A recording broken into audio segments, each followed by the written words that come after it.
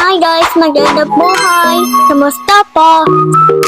Ako'y nagbabalik voice over. At eto nga, meron na naman akong oras para mag voice over. Nung time nga na yan, umattend kami ni Zane ng Division SNED Festival Talent sa school. First time nga namin to umattend at dahil nga ngayong school year lang naman kami lumipat dito. Nakakatuwa lang dahil nga may mga ganitong program sila para kila Zane. Kaya lang, si Zane hindi siya sumali sa mga pag-games dahil nga inaabangan niya tong free ice cream. Tignan nyo nga si Zane, no? Abang na abang talaga siya.